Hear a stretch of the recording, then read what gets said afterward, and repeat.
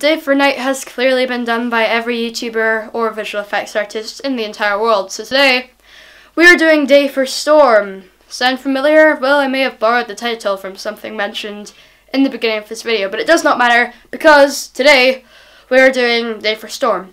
Now, if you know sky correction and color replacement, sorry that's the wrong way around. If you know sky replacement and color correction, better.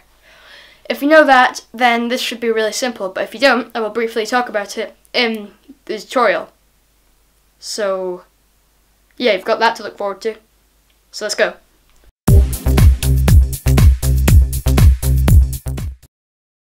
Alright, so to get started with turning this nice looking sky into a horrific, horrible looking storm, we're going to want to make a track.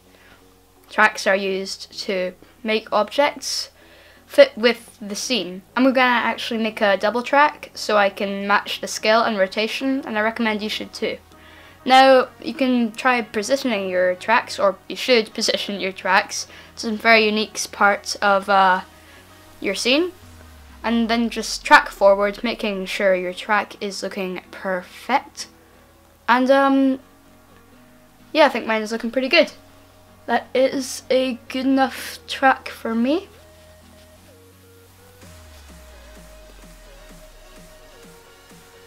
Okay, perfect. Now just enable rotation and scale, which is the reason I did double tracks in the first place, and then create a new point layer. Go back into the Viewer tab so it doesn't look like a black rectangle, and go back into the tracker properties and set the layer of the track to the point, which means now if you were to, just go through the scene while you have the point selected, the point will stay wherever you want it to, which is just amazing. But we can make it a little more interesting than tracking a point layer onto the scene. We're actually going to track a different sky onto the scene, because this sky is a little more stormy than the one we started with.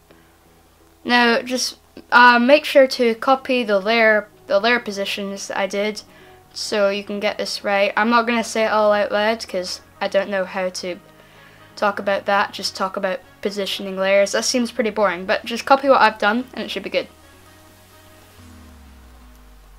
Alright, so now make sure to add the luminance key effect onto the top layer. Yeah, the top layer, which should be your original footage but duplicated. And then just mess around with the settings, view the matte if you want to be more specific. And it's looking pretty good already. Like, I'd be ready to consider this a storm if I saw it in a cinema. But there are a few things we can do to make it a little more cinematic and at the same time realistic. These things are like color grading, if you wanted to add a grade layer for the very purpose of color grading. And like, you can use curves, which is my favorite color grading tool, or you can use crush blacks and whites to add some contrast, but I don't really think that's necessary for the time being. And that looks really good. If you want to be really fancy, you can add in some lightning for 1 to 3 frames. I wouldn't go any higher than that actually, because lightning is very, very short. If you've ever seen it in real life, you'll know just how short it is. But HitFilm Express actually has its very own lightning effect, so you wouldn't have to download an image or get some stock footage. It just has it, and you can position your lightning however you want. If you have a metal object in your scene, you could have the lightning striking that to make it very realistic. And then if you have a very shaky scene, make sure to motion track the lightning by parenting it to the point layer. And that's it. That's pretty much the whole thing done. Hopefully you enjoyed this little tutorial, and I'll give you a proper outro in a second.